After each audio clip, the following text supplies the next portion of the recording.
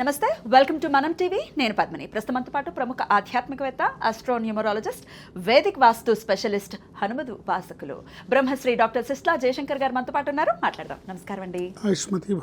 చాలా రోజుల తర్వాత మళ్ళీ సమయం ఇచ్చారు, అందుకు కృతజ్ఞతలండి. ఏ అంశం గురించి మాట్లాడమంటారు? ఏ అంశం మాట్లాడాలి అని చెప్పి మీరు మళ్ళీ స్క్రీన్ మీదకి రావటం జరిగింది? ప్రధానంగా చూసుకుంటే మన భాగ్యనగర వాసుల అదృష్టం, మరీ ముఖ్యంగా బ్రాహ్మణులు ఉపనయనం అయిన వాళ్ళ యొక్క అదృష్టవశాత్తు హైదరాబాదులో శ్రీ జనార్దనానంద స్వామి సంస్మృతి ట్రస్ట్ వారు ఈ వేసవి కాలంలో మామూలుగా లౌకిక విద్య చదువుకుంటున్న పిల్లలకి, బ్రాహ్మలు ఒడుగైన వాళ్ళు, సంధ్యావందనం రాని వాళ్ళకి సంధ్యావందన శిక్షణా తరగతులను నిర్వహిస్తున్నారు. సో దీని గురించి నేను ఈరోజు మీకు తెలియజేయాలనుకున్నాను.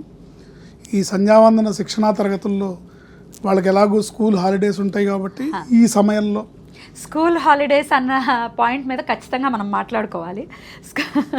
8వ ఏట ఖచ్చితంగా ఉపనయనం అనేది చెయ్యాలి బ్రాహ్మణులకైతే. చాతుర్వర్ణాలకు కూడా ఎలా చెయ్యాలో అనేది శాస్త్రం ఒకటి చెప్పింది. కానీ ఎంతమంది మరి 8వ ఏట ఉపనయనాలు చేస్తున్నారు అంటే అది ప్రశ్నార్థకమే. ఏమండి, పెళ్ళికి ముందు ఉపనయనాలు చేసుకునే వాళ్ళు లేకపోలేదు.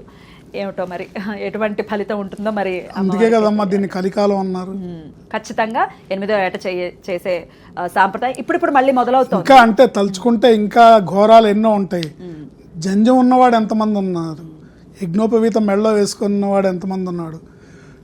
అలాగే అంటే ఇలా మాట్లాడుకుంటూ పోతే మన హైందవ ధర్మంలో చేయకూడని పనులు అనేక మంది అనేక రకాలుగా చేస్తూ ఉన్నారు.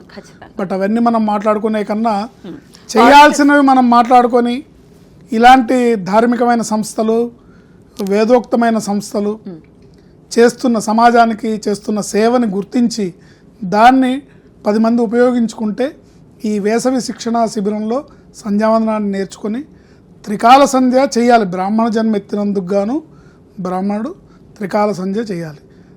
త్రికాల సంధ్య చేయకపోతే కనీసం ఉదయం రాత్రి ద్వికాలాల్లోనూ చేయాలి. అసలు సంధ్యావందనమే చేయడం కరువైపోతున్న ఈ రోజుల్లో పొద్దున్నే బెడ్ నుంచి లేవంగానే బెడ్ కాఫీ తాగేసి అట్లాగే స్నానానికి వెళ్ళి అక్కడే అన్ని కానిచ్చేసి అయిపోయిన తర్వాత టిఫిన్ తినేసి ఓ బాక్స్ కట్టుకొని పరిగెత్తే లౌకిక కాలంలో సంధ్యావందనానికి ప్రాముఖ్యత రోజు రోజుకి తగ్గిపోతుంది. ద్విజులు అవ్వటం అంటే అది సుకృతం ఖచ్చితంగా. అటువంటి సుకృతాన్ని మనం వినియోగించకపోతే ఖచ్చితంగా ఆగ్రహానికి లోనవ్వటంలో ఎటువంటి అతిశక్తి లేదు. అమ్మవారి అనుగ్రహం మనకు ఉండాలి. మరి ఖచ్చితంగా ఒక్కసారి ఉపనయనం అనేది జరిగింది అంటే సంధ్య చేయాల్సిందే. అప్పుడు మాత్రమే ఆ క్రతువు అప్పుడు మాత్రమే నేర్పిస్తారేదో, కానీ ఎంతవరకు చేస్తున్నారో తెలియదు. కానీ ఖచ్చితంగా దాన్ని ఒక వేడుకగా మావాడి కొడుకు చేయాలని అంటారు. చేసిన తర్వాత సంధ్యావందనాన్ని చేస్తున్నాడా లేదా, గాయత్రి మంత్ర అనుష్ఠానం చేస్తున్నాడా లేదా అనేది చూసుకోవట్లేదు. ఎప్పుడైనా పిల్లలు ఇమిటేట్ చేస్తారు తల్లిదండ్రులని. నీ తండ్రి చేస్తే కదా పిల్లాడు చేయడానికి. అంతే. ఈ సందర్భంగా చాలామంది జగద్గురువుల్ని చాలామంది సందేహాలు అడుగుతూ ఉంటారు. పరమాచార్యులు వారిని కానీ లేకపోతే భారతీ తీర్థ స్వామి వారిని కానీ. ఒకసారి భారతీ తీర్థ స్వామి వారు చెప్పింది విన్నాను. వారు ఏమన్నారంటే, వారిని అడిగారు ఒక ఆయన, నాకు కుదరట్లేదండి, సంధ్యావందనం చేయడానికి కుదరట్లేదు, ఏదన్నా సులువైన మార్గం చెప్పండి అంటే, సంధ్యావందనం చేయడమే సులువైన మార్గం. జీవితానికి నీకు అష్టోత్తర శత గాయత్రి కుదరకపోతే, సహస్ర గాయత్రి కుదరకపోతే అష్టోత్తరం చేయి, అష్టోత్తరం చేయకపోతే దశ గాయత్రి అన్నా చేయి. బట్ సూర్యుడికి అర్ఘ్యప్రదానం ఇవ్వడం, తర్పణాలు ఇవ్వడం, సంధ్యావందనాన్ని యథావిధిగా చేయడం అనేది బ్రాహ్మణ జన్మ ఎత్తినందుకు గాను తప్పనిసరిగా ప్రతి వాళ్ళు చేయదగిన అంశం. అది ఈ రోజుల్లో కరువైపోతుంది. అయితే నాకు ఆనందకరమైన విషయం ఏంటంటే, శ్రీ జనార్దనానంద సరస్వతి సంస్మృతి ట్రస్ట్ వారు ప్రతి సంవత్సరం కూడా ఈ సంధ్యావందన శిక్షణా తరగతులు నిర్వహించి విద్యార్థులందరినీ 15 రోజులు వాళ్ళ దగ్గర పెట్టుకొని ఈ నెల మే 6వ తారీఖు నుంచి 17వ తారీఖు వరకు కూడా ఈ శిక్షణా తరగతులు నిర్వహిస్తున్నారు. సో పిల్లలకు కావాల్సిన అన్ని కూడా వసతి సదుపాయము, భోజన సదుపాయాలు అన్ని కల్పించి నేర్పిస్తున్నారు. మరి దీనికి ఏమైనా ఏజ్ లిమిట్స్ ఏమైనా ఉన్నాయండి? 8 సంవత్సరాల నుంచి 14 ఏళ్ల వరకు అని ఒక నిబంధన ఉంది. కానీ ఆసక్తి గలవారు ఎవరన్నా ఉంటే ఓ సంవత్సరం అటు ఇటు ఉన్నా కూడా నేర్పిస్తారు, ఇబ్బంది లేదు. ఎందుకంటే అక్కడ శ్రద్ధాభక్తి ఇంపార్టెంట్ కాబట్టి దాన్ని తదనుగుణంగా వారి యొక్క ఆసక్తిని బట్టి వాళ్ళు ప్రొవైడ్ చేయడం జరుగుతుంది. దీన్ని బ్రాహ్మణ మహాశైలందరూ కూడా ఉపయోగించుకొని సంధ్యావందనాన్ని చేస్తూ గాయత్రీమాత సేవలో తరించాలని, ఆ వేదమాత అనుగ్రహాన్ని పొందాలని.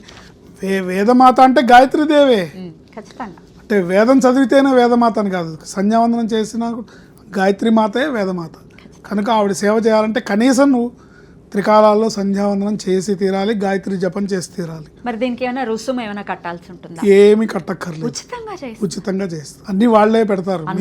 మీరు నేర్చుకుంటే చాలు, మీరు నేర్చుకొని మీరు సంధ్యావందనం చేస్తే ఆ సంస్థ యొక్క ముఖ్యోద్దేశం నెరవేరి ఆ జనార్దనానంద స్వామి వారి కృపతోని వీళ్ళు సఫలీకృతులై జీవితంలో వాళ్ళు సఫలీకృతులైతే చాలు. అద్భుతం. నిజంగా ఎంత ధర్మాన్ని ఏదో చెప్పుకోవడం కాదు, ధర్మం అంటే ఆచరించటం. సో మన ధర్మం ఖచ్చితంగా ఒకవేళ పిల్లలు ఎవరికైనా నేర్పించాలి. చాలామంది ఇవాళ రేపు చాలా మార్పు వస్తుంది, అది దేవతానుగ్రహంగానే పరిగణించాలి. ఎందుకంటే యూట్యూబ్లో చూసుకుని ఎలా చేయాలి అని చెప్పి నేర్పించే వాళ్ళు కూడా లేకపోలేదు. అటువంటి వారికి ఇది సువర్ణ అవకాశం అని ఖచ్చితంగా చెప్పుకోవచ్చు. ఇంకేమైనా టర్మ్స్ అండ్ కండిషన్స్ ఉంటాయా? అంటే వాళ్ళు నమోదు చేసుకోవడం, రిజిస్టర్ చేసుకోవడం లాంటివి ఏమైనా ఉంటాయా? పేరు నమోదు చేసుకోవాలి. జనార్దనానంద స్వామి సంస్కృతి ట్రస్ట్ వారి వెబ్సైట్ ఉంటుంది, అట్లాగే వాళ్ళ ఫోన్ నంబర్స్ కూడా ఉన్నాయి, కార్యకర్తల ఫోన్ నంబర్స్ ఉన్నాయి.